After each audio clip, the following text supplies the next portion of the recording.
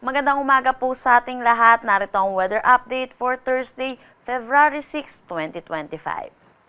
Wala pa rin naman tayong minomonitor na anumang bagyo or low pressure area sa loob at labas ng ating Philippine Area of Responsibility. Pero meron tayong tatlong weather system na nakakapekto sa ngayon dito sa ating bansa. Una dito ang pagbabalik ng shear line or yung salubungan ng mainit at malamig na hangin na nakakapekto dito sa May Visayas. Pangalawa naman dito ang Intertropical Convergence Zone or ITCZ na inaasahan po natin magdadala ng mga pag-ulan lalo na dito sa eastern section ng Mindanao. Pangatlo po natin ay ang Northeast Monsoon or ang hanging amihan na patuloy naman po na umiiral dito sa May Luzon.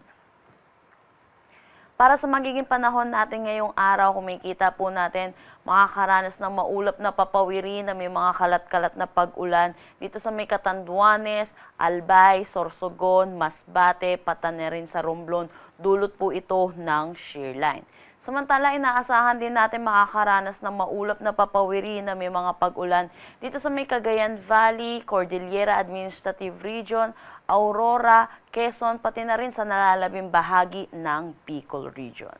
For Metro Manila and the rest of Luzon, inaasahan naman natin ang bahagya hanggang sa maulap na papawiri na may mga isolated light rains. Agwat ng temperatura for Metro Manila, 23 to 31 degrees Celsius, Lawag, 22 to 33 degrees Celsius. For Tuguegarao, asahan natin ang 20 to 28 degrees Celsius, Baguio, 13 to 24 degrees Celsius. For Tagaytay, 20 to 29 degrees Celsius, at Legazpi, 24 to 29 degrees Celsius. Para naman dito sa Palawan, naasahan din natin ang epekto nitong Northeast Monsoon, kaya makakaranas din sila ng bahagyang maulap na papawirin at may mga isolated light rains. Para sa kabuuan ng Visayas, kasama na rin sa Surigao del Norte at Dinagat Islands, inaasahan po natin makakaranas sila ng maulap na papawirin na may mga kalat-kalat na pag-ulan, dulot ito ng shear line. Para naman dito sa may Davao Region at nalalabing bahagi ng Caraga, inaasahan din po natin ang maulap na papawiri na may mga kalat-kalat na pag-ulan, dulot naman ito ng Intertropical Convergence Zone. Para naman sa nalalabing bahagi ng Mindanao, asahan naman po natin ang maaliwalas na panahon, pero hindi po mawawala ang mataas na tsansa ng mga localized thunderstorm pagdating sa hapon at sa gabi.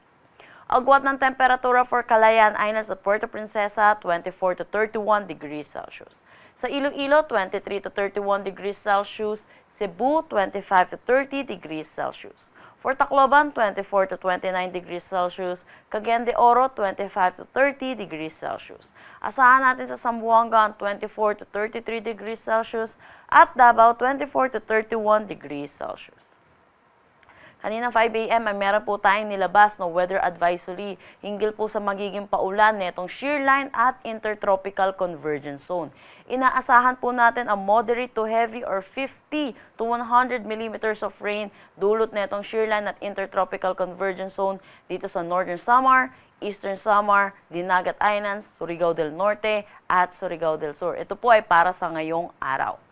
Para naman bukas, inaasahan po natin bahagyang aangat itong axis ng ating shear line at ito po yung magdadala ng moderate to heavy na mga pag-ulan dito sa Catanduanes, Camarines Sur, Albay, Sorsogon, Northern Samar, pati na rin sa may Eastern Samar.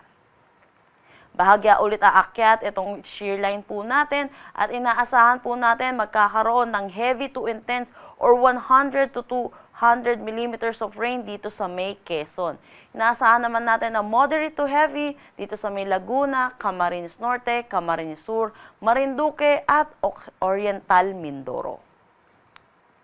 Meron pa rin tayong nakataas na gale warning dito sa northern at eastern coast ng Catanduanes at northern Samar, eastern coast ng Eastern Samar. Kaya pinapaalalahanan po natin ang mga kababayan po natin na delikado po malaot dito po sa mga nasabi po nating coastal waters.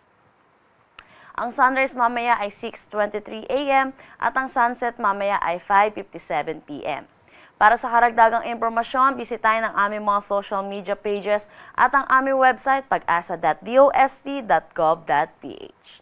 At yan po muna ang latest dito sa Pag-asa Weather Forecasting Center. Chanel Dominguez po at magandang umaga.